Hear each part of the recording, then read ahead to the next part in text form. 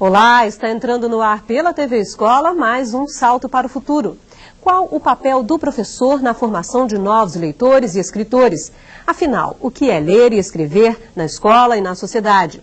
Alguns dos assuntos que vamos debater no encontro de hoje. São nossas convidadas a professora do Núcleo de Integração Universidade-Escola da Universidade Federal do Rio Grande do Sul, Ana Marisa Filipowski.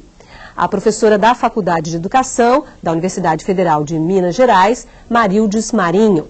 E a professora do Departamento de Educação da PUC do Rio de Janeiro, Sônia Kramer. E você é o nosso convidado especial, participe! O processo de formação do professor é contínuo, assim como o de qualquer profissional. O que ele lê é fundamental para a sua formação e também para o desenvolvimento do processo de aprendizagem dos alunos. E para incentivar estudantes, professores e toda a comunidade escolar, a coordenação da Escola Municipal Chico Mendes, em Porto Alegre, desenvolve um projeto de leitura. Vamos conhecê-lo agora na reportagem de Naila Oliveira. Eu estou lendo em espanhol Dom Quixote. Estou lendo a Ilíada, que é a Odisseia do Homero. Agora eu comecei a ler, foi essa semana que eu comecei a ler O Planeta Simbiótico. Estou lendo do Shackleton, aquele daquela viagem para a Antártida que o pessoal fez, um grupo desbravador. Alguns livros que eu leio junto com meus filhos, né, que veio toda a série do Senhor dos Anéis, O Hobbit, todos esses livros que aí nós discutimos em casa. O professor precisa ser também um leitor, já que é um formador de leitores. E para a pesquisadora Emília Ferreiro, esse processo não tem fim. A professora não é a que terminou seu processo de alfabetização. É simplesmente alguém que está em um nível de alfabetização mais sofisticado, más elaborado que sus alumnos, pero que puede seguirse alfabetizando. Ser leitor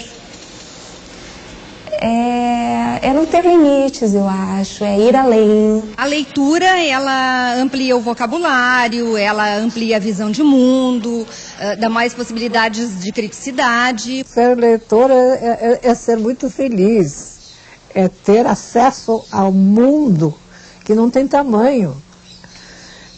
E é um prazer enorme. E também emoções de todo tipo, ler, chorar, ter medo, ter raiva. A Escola Municipal Chico Mendes, em Porto Alegre, desenvolve há quase 2 anos um projeto que envolve alunos, professores, direção, funcionários da limpeza, da cozinha e da segurança. Todos param uma vez por mês para se dedicar à leitura. Você passou a ler mais depois desse projeto? Muito, bastante. É muito importante que lendo a gente escreve melhor. Nós sentimos a necessidade de envolver a comunidade escolar com a leitura. A gente tem um público que cotidianamente vive a miséria e as suas dificuldades. E a escola procura entrar nesse contexto, né, incidindo de alguma forma enquanto polo cultural. A Genor Kipp, segurança da Escola Municipal Chico Mendes, diz que não tinha o hábito de ler. Depois do projeto, ganhou ficha na biblioteca e passou a visitá-la constantemente. Eu leio jornal, leio livros que eu pego na biblioteca. E para Emília Ferreiro, ter acesso à leitura e à escrita é um direito de cidadania. Alfabetizar em condições razonáveis de vida é muito fácil. Alfabetizar em meio de uma pobreza crescente é realmente muito difícil.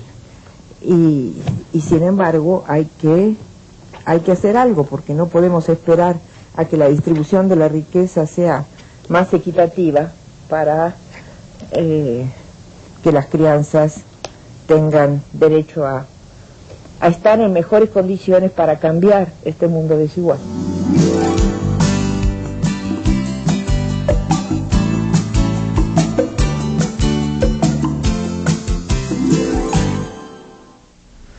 Ana, qual é o seu destaque para essa reportagem que a gente acabou de assistir? Me parece muito interessante esse primeiro momento, quando, já a partir do texto da professora Emília Fernandes, ou ainda a partir das referências que fazem as professoras, as pessoas que depõem a propósito do que fazem quando leem, a ideia de que a leitura forma repertório. Isso me parece fundamental, né?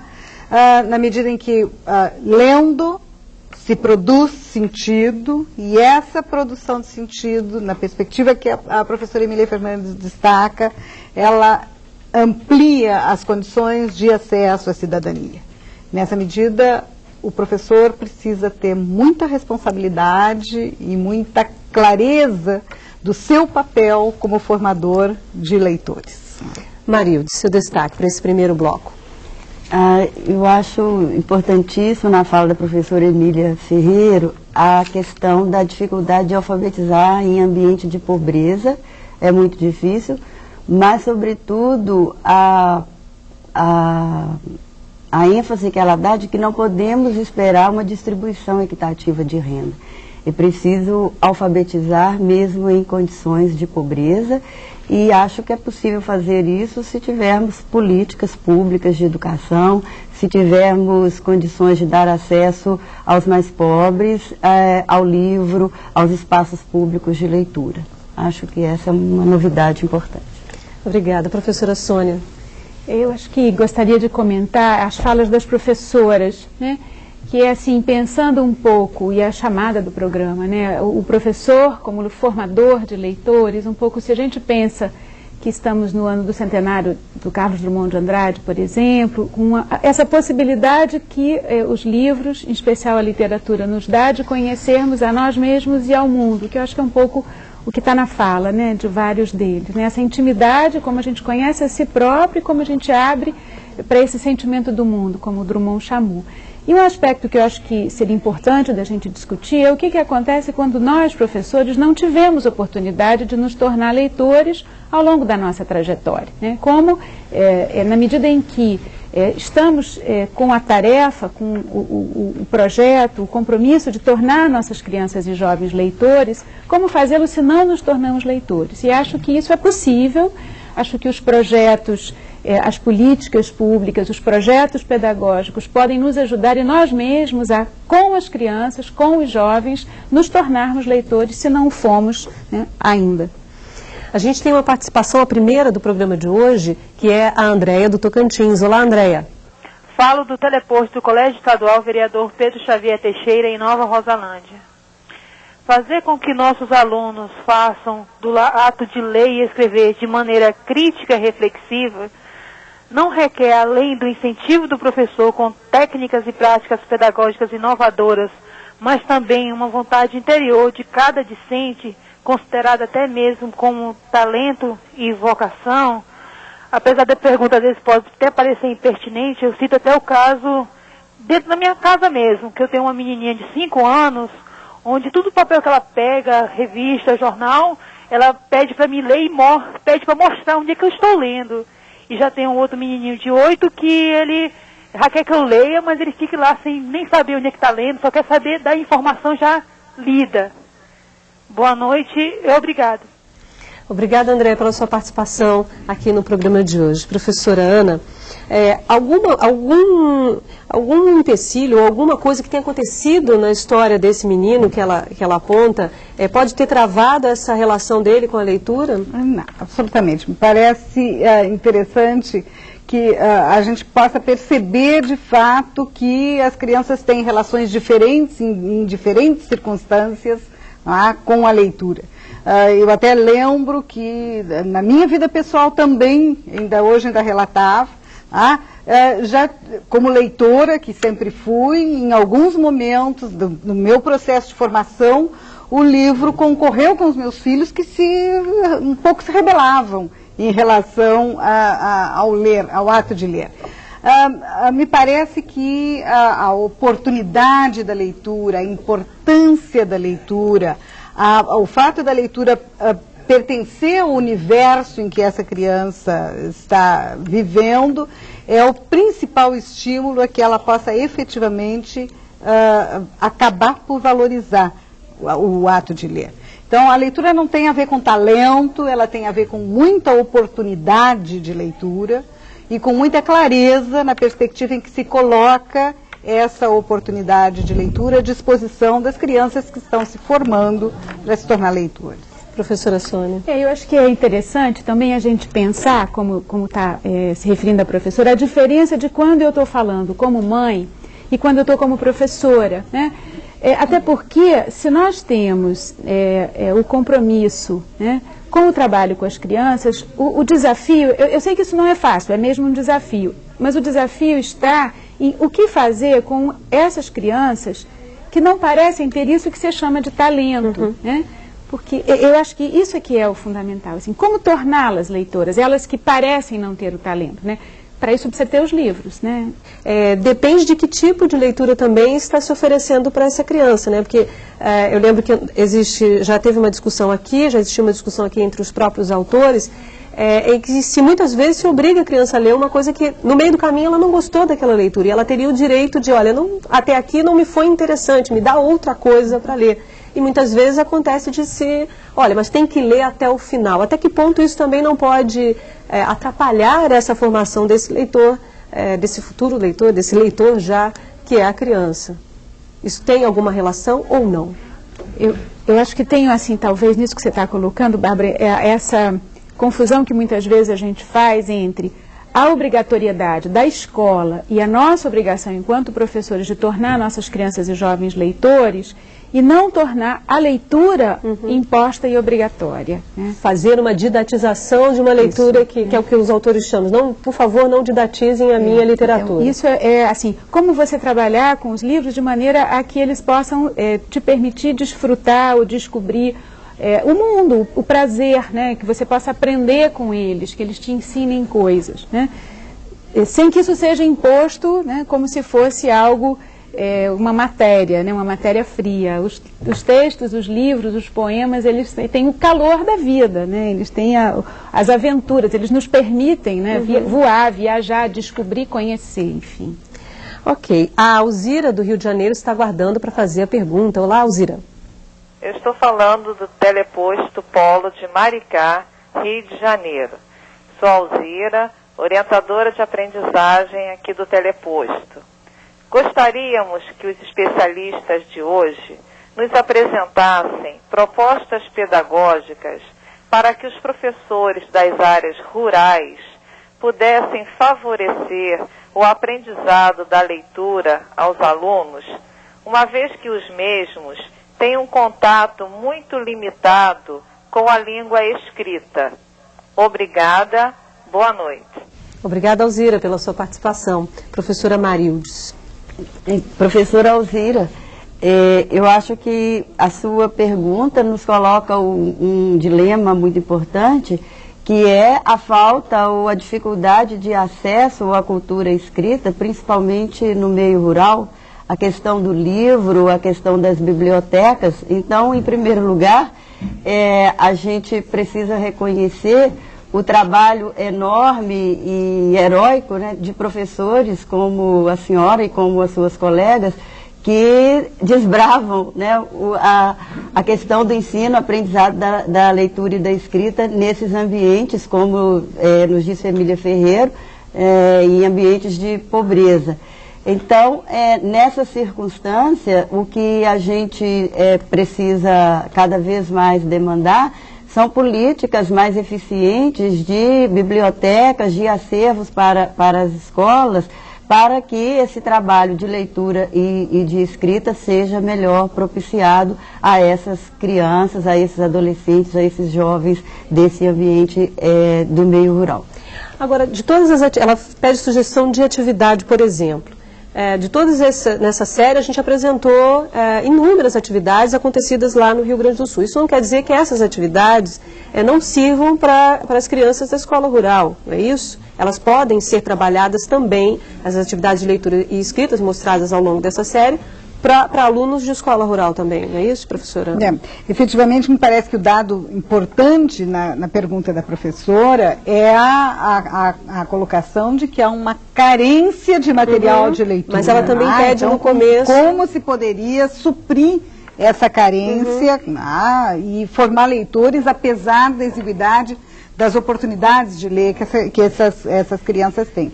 Efetivamente, a mim parece que essa questão ela é realmente problemática. Me parece que a Marildes faz uma boa indicação de um problema, mas é necessário que se faça um investimento na ampliação das formas de ler.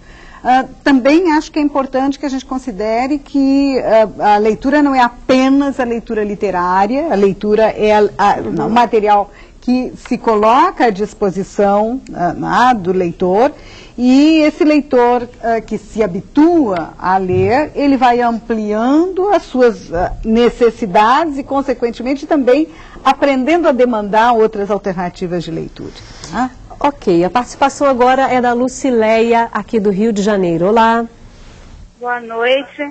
Teleposto São João de Meriti, Colégio Estadual Pedro Álvares Cabral, professora Lucileia, com a orientadora Nazaré.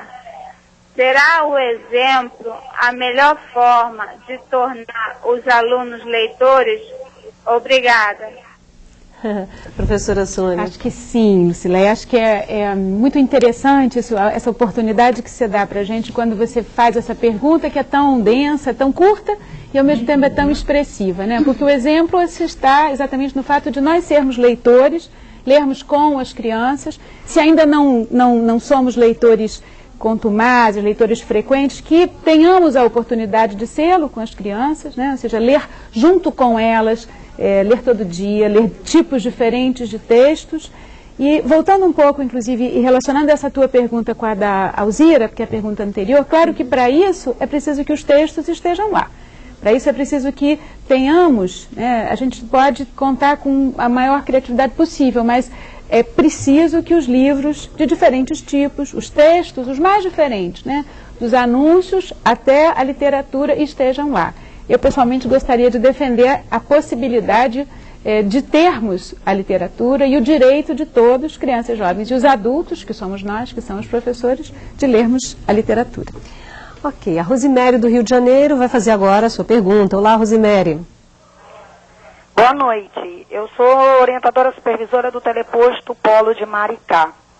Nem sempre as instituições formadoras de professores têm o posicionamento político e as condições pessoais e materiais para implementar todas as pré-condições de formação docente necessárias à escola brasileira.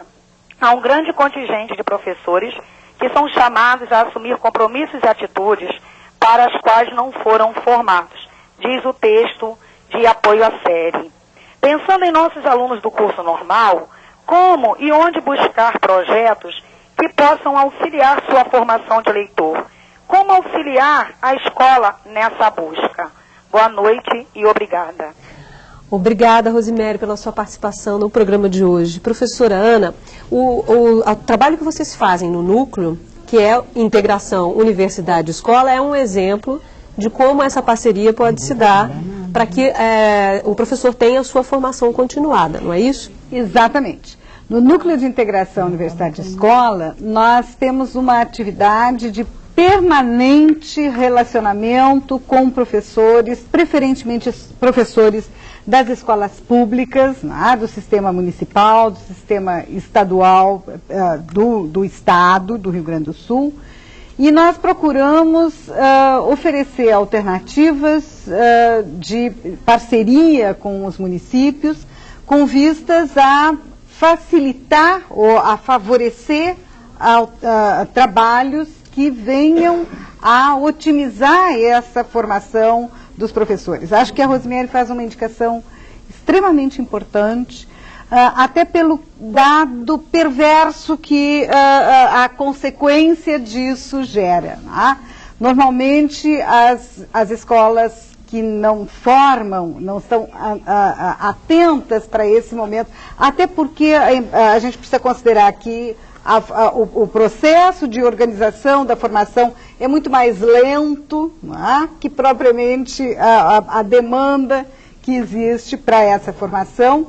As escolas que formam, elas não estão atentas para essas condições e, em consequência, os professores mal formados, muito perversamente, aqueles mais mal formados acabam sendo os professores das escolas particulares e não das escolas públicas, e esses professores das escolas particulares acabam sendo os professores que vão dar aulas nas escolas públicas e perpetuar o problema de formação. Então, acho que o Núcleo de Integração Universidade-Escola através do trabalho que executa, publicando inclusive materiais com o interesse de divulgar as suas reflexões, tem buscado alternativas de suprir essas necessidades, e a gente tem constituído parcerias bastante interessantes nessa dimensão. Vale lembrar que esse foi o livro que também deu apoio a essa série, né, professora Ana Marisa? Exatamente. Esse livro é referência para essa série que nós estamos apresentando. É uma primeira produção do núcleo que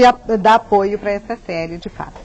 Pois não, pode falar, professora. Eu acho que ela fala também de uma palavra mágica, meio mágica hoje, meio moda e ao mesmo tempo muito importante, que é a ideia do projeto, né? E é importante nesse momento em que os professores tomem consciência de que essa ideia do projeto é o investimento coletivo da escola. E quando a gente retoma esse livro, Ler e Escrever, Responsabilidade da Escola e Responsabilidade da Disciplina, nessa direção que a Faculdade de Educação também, o CEALI, Centro de Alfabetização, Leitura e Escrita, vem trabalhando com essa concepção de projeto e com a concepção de formação do professor numa perspectiva interdisciplinar da leitura. Então, trabalhando com professores de todas as áreas, no sentido de pensar a leitura como um objeto da disciplina, como sendo de interesse da matemática, das ciências, da geografia, e como interesse também do professor de português. Mas, sobretudo, eu gostaria de reforçar que esse investimento é um investimento relativamente novo e que o professor, a coletividade da escola e da comunidade precisa assumir juntamente com as universidades, com o núcleo, junto a esses trabalhos, semelhante ao que a professora Ana Marisa nos colocou agora. Ok, bom, o Salto para o Futuro vai dar uma pequena pausa. No próximo bloco vamos conhecer a história de um casal que descobriu a paixão pela leitura, recuperando livros que foram jogados fora. Até já! A biblioteca é o lugar onde encontramos livros dos mais variados estilos. Tem suspense para quem gosta do frio na barriga, tem aventura para quem gosta de emoção, tem ciência, tem arte e tem também mitologia para quem gosta de conhecer as ideias e os ideais de diferentes povos. E histórias de amor dentro e fora das páginas dos livros. Antes mesmo de o Brasil ser pentacampeão no futebol, alunos da Escola Municipal Vila Monte Cristo, em Porto Alegre, já tinham do que lembrar dessa Copa do Mundo.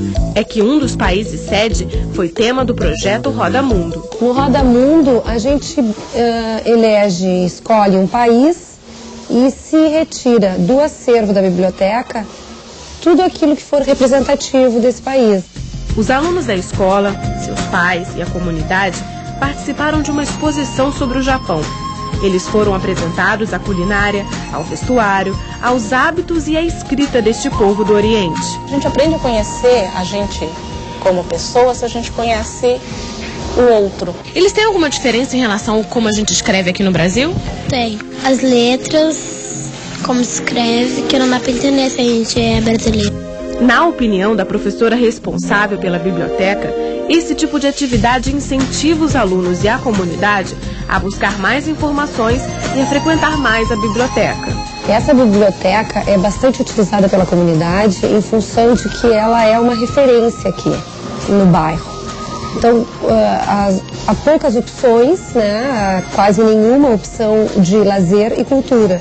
Então, eles acabam tendo a nossa biblioteca aqui como uma referência da comunidade, inclusive para alunos de outras escolas da região. Por que você resolveu vir aqui assistir essa atividade sobre o Japão? Bom, porque eu faço parte da comunidade, né, e o meu guri frequenta a escola, então nós da comunidade temos que frequentar e dar força para o colégio, né. Então eu sempre participo da biblioteca também, pego livros. A biblioteca da Escola Municipal Vila Monte Cristo tem 890 leitores inscritos e milhares de títulos que contam histórias de aventura, de mistério, de amor, histórias de amor iguais a de Regina e Paulo. Ele recolhe o lixo, ela recicla. Juntos, garantem o sustento da família e da casa. Seria uma história semelhante a de tantas outras famílias brasileiras se não fosse por um detalhe. Do lixo, um presente. Para alguns, apenas coisas velhas e sem importância. Mas para a família de Paulo e Regina, cada livro encontrado durante o trabalho de reciclagem tem sua importância e sua história. E essas histórias deram origem a uma biblioteca que enriquece a vida da família e da comunidade. E agora eu tenho essa biblioteca com bastante raridade que eu coletei do lixo, né? E agora eu estou mostrando para a comunidade. Eu considero assim uma pessoa que talvez elas pensam que tem cultura, mas não tem cultura. Se elas tivessem cultura, elas não poriam fora esses livros. Elas doariam a uma escola, uma biblioteca, a uma criança para estudar. E a comunidade de Montenegro, município que fica a 40 minutos de Porto Alegre, frequenta a biblioteca do casal. Aqui nós temos dicionário, temos literatura, temos histórias, tudo que é tipo de histórias, né? Histórias gerais. Temos dicionário antigos e já os mais modernos, né?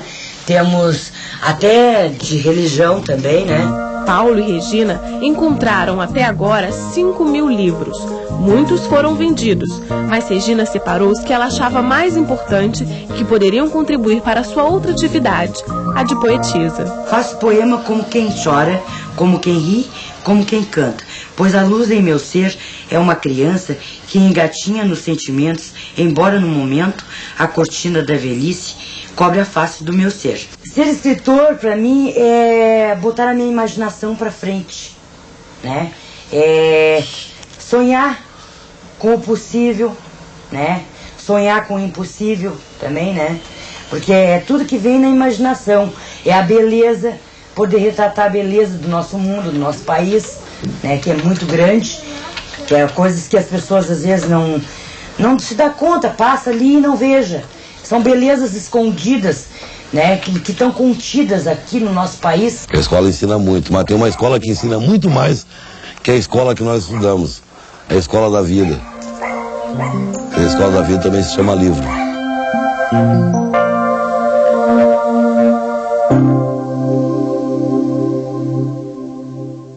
Professora Sônia, o que a senhora destacaria dessa reportagem que mostramos agora? Acho que pelo menos 3 aspectos assim que me passam, né? Um lado é a questão das bibliotecas escolares, porque é a responsabilidade da escola, né? Essa possibilidade de acesso. Bibliotecas públicas em geral, mas eu penso que principalmente a escola tem esse papel, né, de poder oferecer um acervo, de poder não só oferecer o acervo dos livros, mas também de ensinar essas práticas, né, de se tornar sócio, de empréstimo, né, que é uma coisa tão importante, né, dessa relação solidária, né, dessa relação de compartilhar o material que é de todos e que pode ser usado por cada um. Então, acho que esse é um aspecto. O outro, que eu acho que ele mostra nessa experiência tão tocante, tão bonita, né, o de como nós temos as mais diferentes possibilidades de difundir, de encontrar e difundir os livros. Acho que era o Monteiro Lobato que dizia que livros a gente devia ter em todos os lugares. Ele dizia vender, né, em todos os lugares, mesmo no açougue, né, para não sujar de sangue. Eu acho que é um pouco essa ideia, né, de como seria fundamental a gente poder ter formas de apoio, né, de políticas públicas, de incentivos e de apoio concreto, né, não só para a gente encontrar e guardar e poder resguardar o que os livros oferecem, mas também de oferecer acervos que a gente não encontra, né, muitas vezes no lixo. A participação agora é da Josefina, ela fala com a gente direto do Amapá. Olá, Josefina. Boa noite, eu sou a professora Josefina, da Escola Estadual Marechal Castelo Branco, em nosso teleposto em Macapá. A nossa pergunta é a seguinte: como tornarmos nossos alunos leitores quando temos uma realidade de jogos eletrônicos que desviam a atenção das nossas crianças e adolescentes? Obrigada e boa noite. Obrigada, Josefina. Professora Ana, essa é uma questão que é recorrente aqui no Salto, em muitas séries, né? Existe aí uma disputa, não só ela fala dos jogos eletrônicos, mas da televisão também concorrendo aí com os livros. Como é que isso funciona? Aparentemente, essa concorrência estaria afastando as crianças dos livros, né? À medida, entretanto, em que eles estariam sendo acompanhados por pessoas atentas a questão da importância do ler, me parece que eles podem se tornar importantes aliados para a formação do leitor. Especialmente a televisão, por exemplo, se a gente for observar o quanto as tiragens dos livros que são transformados em seriados da televisão, em minisséries, né? Ou ainda, enfim, a vendagem das novelas que são baseadas em romances, a gente percebe que, nesses casos, a literatura se transforma, sim, Josefina, numa aliada da televisão e não numa concorrente da televisão. Obviamente que a televisão também pressupõe leitura, também pressupõe uma interação crítica, mas são leituras de naturezas diferentes. O formador de leitores não pode perder essa dimensão e deve se enriquecer, se beneficiar disso. Tá? Ok, a gente tem participação agora por fax, Mônica, é isso? Temos sim, da Mariana Santos, de Teresópolis, Rio de Janeiro. Com relação ao professor leitor, não seria importante considerar não só o texto verbal, mas o texto imagético e o hipertexto? Professora Marildes? Com certeza. Hoje a gente vive em um mundo de uma multiplicidade de linguagens e a possibilidade do professor ter acesso a essa diversidade de linguagens, a essa diversidade de produção cultural, é muito importante na formação dele. Haja visto o próprio jornal, que é um texto importante que circula na nossa sociedade e que para ele ser lido, bem utilizado, usufruído e dentro das funções sociais do jornal, é preciso que o leitor, o professor, não só o professor, mas qualquer leitor, tenha competência para ler também nesse próprio jornal o texto imagético, né, as imagens, as fotos e os significados desse discurso não verbal. E a própria questão da leitura eletrônica, né, ou da informática e das novas tecnologias da leitura e de mediação do texto é muito importante na formação desse nosso leitor, com certeza. A participação agora é da Ana Célia, do Tocantins. Olá, Ana Célia. Telecursista do Teleposto do Colégio Estadual José Luiz Siqueira de Vanderlândia, Tocantins. Quando afirmam ler melhor quem lê entre leitores, o que o professor poderia utilizar para incentivar a leitura de alunos que não têm raízes na leitura? Obrigada e boa noite.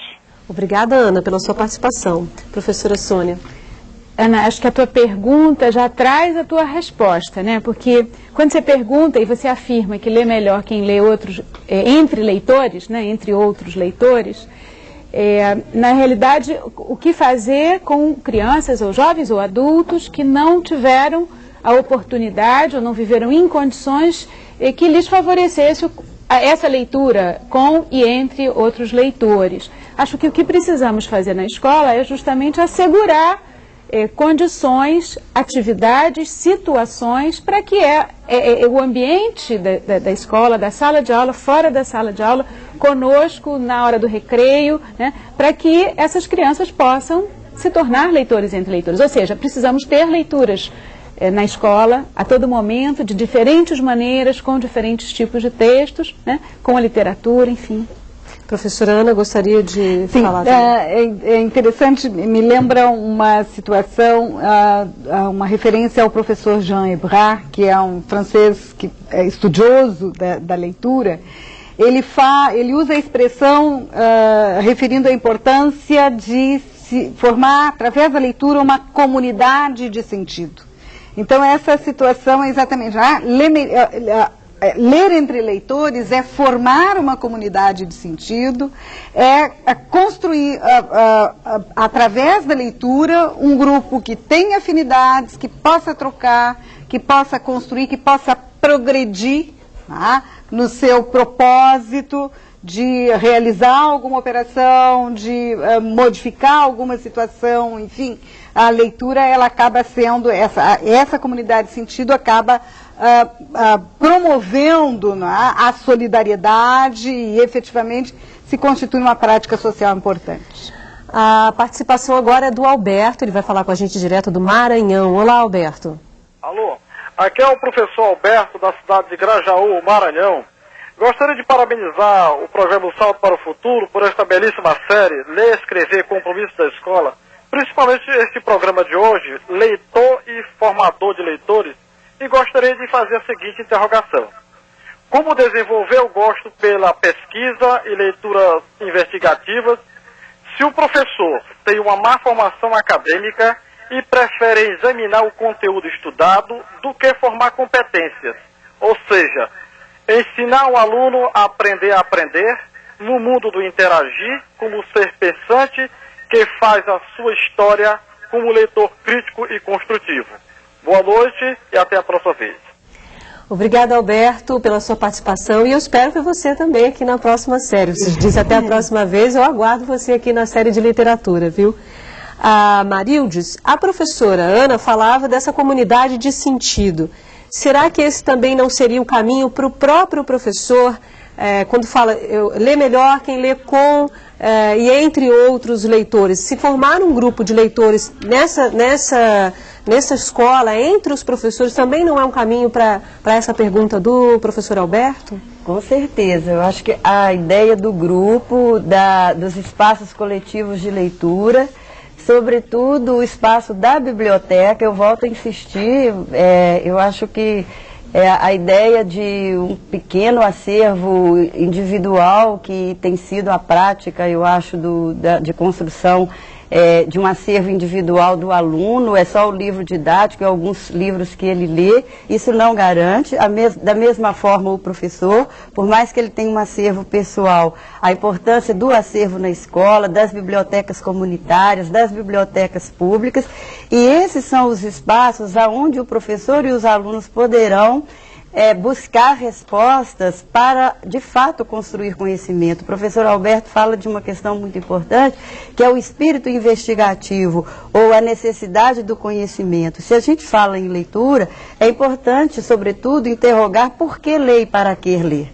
Então, acho que o programa traz questões importantes, né, da ameaça da televisão, da ameaça da internet, que, né, aparentemente estaria roubando os tempos dos leitores, mas eu acho que a escola, e volto a insistir, a escola e os espaços públicos onde os leitores podem ler, que precisam, digamos, competir com esses meios, se é que eles roubam o tempo. A escola tem esses espaços e pode incentivar, principalmente quebrando as práticas convencionais de aula, de sala de aula, dos alunos enfileirados. Vamos para a biblioteca, vamos ter questões para buscar nos livros, para responder nos livros, e aí a ameaça contra a leitura ou contra o livro certamente deverá diminuir, se é que ela existe tanto. A Juraci, do Rio Grande do Norte, faz agora a pergunta. Olá, Juraci. Boa noite, Bárbara. Boa noite, convidado e telespectadores de todo o Brasil. É possível um aluno escrever bem e não saber ler? Aqui é a professora Juraci Araújo, da Escola Estadual Coronel Silvino Bezerra, na cidade de Florânia, estado do Rio Grande do Norte. Boa noite, muito obrigada. Obrigada, Juraci, pela sua participação hoje. A professora Ana Marisa, eu acho que eu perdi um pouco a pergunta dela, não sei se a senhora vê, é possível um aluno escrever bem e não ser um leitor? Eu acho que foi isso, né? Ela usa a expressão não saber ler. É isso mesmo, se é possível ele saber escrever, mas não ser um leitor. Não é impossível, obviamente. Entretanto, a tarefa da escola é efetivamente dar conta desses dois grandes desafios, né? Quer dizer, oportunidades de uso e de reflexão a partir do domínio da língua, enfim, da língua portuguesa, né? Nesse sentido, é desejável e isso é importante que seja dito, Juraci, quanto mais oportunidades de leitura esse aluno tiver, certamente melhor competência como escritor ele terá, né, nesse aspecto. Eu queria voltar um pouco à questão anterior, que nós falávamos dessa formação de um grupo de leitores entre os professores. Porque eu fico imaginando, se os professores se reúnem para discutir conteúdo, que conteúdo vai dar aquele semestre, é possível também se reunir para fazer um grupo de leitura, por exemplo. A gente vive falando que o aluno precisa se formar grupos de leitores, ou grupos de leituras entre os alunos. E será que essa prática também não deve ser adotada para o professor também, professora Sônia? Então, acho que tem um aspecto muito importante, a Marildes colocou antes, desses espaços públicos, né, e dos espaços existentes nas escolas também para os professores e para as crianças. Acho que eu queria pegar um outro aspecto, que é o seguinte, assim, tiveram 3 questões, né, relativas a instâncias de formação. E eu tive a oportunidade de acompanhar, durante 2 anos, 3 escolas de formação de professores, especialmente nas disciplinas que, teoricamente, lidam com a leitura escrita, que são alfabetização, métodos e técnicas, didática da linguagem, literatura, língua portuguesa. E o que a gente observa, eu acho que isso é uma pista, né, é o de que muitas vezes há muito tempo curricular. Os currículos têm tempo. Se você somar por semana, são 8, 10 horas que deveriam estar sendo dedicadas à leitura, onde muitas vezes as pessoas não leem. Então, não é nem só fora desses espaços, você tem muitas vezes dentro do espaço, com meninos, né, moças de 15, 16, 17 anos, né, que são jovens que estão na escola de formação, e os seus professores, e que esse espaço também pode, e deveria, a meu ver, ser potencializado, né, para ler junto, né? Ler poemas, ler contos, ler notícias de jornal, né? ler juntos, né? Essa comunidade de leitores, esses sentidos, eles também podem e precisam acontecer dentro do espaço da escola de formação. E eu acho que só tem um aspecto, que é o de como a gente precisa, assim, romper um círculo vicioso, porque os professores das escolas de formação vêm das universidades, né? Então, também nas universidades, sejam as disciplinas quaisquer, né? Quaisquer disciplinas, o quanto você pode reservar um tempo e um espaço para estar trabalhando com leitura, que é, na verdade, responsabilidade de todo mundo. Agora, a senhora falou da formação, dessa discussão na escola de formação. E na própria escola? Aí vamos pensar na formação continuada do professor. Esse também não é uma prática que pode ser adotada? Esse grupo de leitores formado pelos professores? Com certeza, senão até porque fica muito estranho você imaginar que você precisa fazer isso com os seus alunos, com as crianças e os jovens, e não faz com você mesmo, né? Então, assim, essa ideia, eu gosto da ideia do convite à leitura, né? Quando vocês me convidaram para vir aqui, vocês têm que estar aqui, né? Convidar alguém, quando você convida alguém, você tem que estar lá para receber. Então, pensar na ideia dos professores como quem convida, né, os outros professores, né, para juntos estarmos lendo, e como quem convida as crianças. Então, E aí, Bárbara, só acrescentando, eu acho que se levarmos a sério a ideia de projeto pedagógico, a questão da leitura coletiva por parte dos professores, ela vai fazer parte da concepção de projeto, porque é difícil pensar em que esse grupo de leitura, ou dessa comunidade de leitores, professores, seja algo periférico ao próprio projeto pedagógico. Porque se a leitura é o campo de interesse e, de certa forma, preferencial, que atravessa todas as disciplinas, o ler nos projetos pedagógicos é uma ferramenta fundamental, ou é o cerne desse projeto, ler e escrever. Deve estar aí no elenco de coisas a serem discutidas dentro do projeto. Principalmente. Então, é inevitável essa ideia de projeto e de a leitura como um conhecimento e estratégia que atravessa a construção desse projeto. Então, os professores terão que selecionar o que ler, como ler, para que ler, em que momentos ler nesse projeto pedagógico. Obrigada. Bom, a gente tem a participação da Tânia, aqui do Rio de Janeiro. Olá, Tânia. Olá, Bárbara. Boa noite à professora Ana Marisa, à professora Marildes e à professora Sônia. Nós estamos falando aqui do teleposto do Instituto de Educação Governador Roberto Silveira. Eu sou orientadora de aprendizagem e estamos com um grupo de futuras professoras normalistas e professores regentes. Na biblioteca do boletim consta que o livro Ler e Escrever, um compromisso de todas as áreas, foi citado também pelas professoras convidadas, agora há pouquinho. Então, assim, para um estudo mais profundo e complementar a esta série, nós gostaríamos de saber como a gente pode adquirir um exemplar. A turma de normalistas, de cursistas e professores presentes agradecem. Boa noite. Obrigada, Tânia, pela sua participação. Professora Ana Marisa, a senhora poderia mostrar novamente o livro e também fazer referência ao e-mail que vocês têm para disponibilizar, o site, perdão. Tânia, este é o livro, foi com base no livro que se organizou esta série. Ele é um livro editado pela editora da Universidade Federal do Rio Grande do Sul, portanto, supõe-se que ele esteja representado nas universidades federais. As universidades federais que têm editoras fazem uma permuta e todas as universidades costumam ter os livros de todas as universidades. Se não for dessa forma, se não tiveres oportunidade de adquirir esse livro através da editora, da livraria, da editora da Universidade Federal do Rio de Janeiro, é possível que tu faças a solicitação diretamente ao núcleo que nós remeteremos por via postal. Da mesma forma, os professores que quiserem entrar em contato conosco, porventura encaminhar alguma pergunta, alguma questão que não tenha sido respondida, que não venha a ser respondida ainda no programa de hoje, esta referência ao nosso site poderá ser utilizada tanto para aquisição do livro quanto para envio de perguntas. A gente vai para um rápido intervalo e na volta as nossas convidadas destacam os principais pontos do programa de hoje, que está discutindo a importância da leitura na formação continuada do professor. Salto para o Futuro volta já. Professor, leitor e formador de leitores. Este é o tema do Salto para o Futuro de hoje, o último da série Ler e Escrever, Compromisso da Escola. Neste bloco, as nossas convidadas fazem um pequeno resumo do debate. Eu quero começar pela professora Ana Marisa. Quais são os seus destaques para o debate de hoje? Muito bem.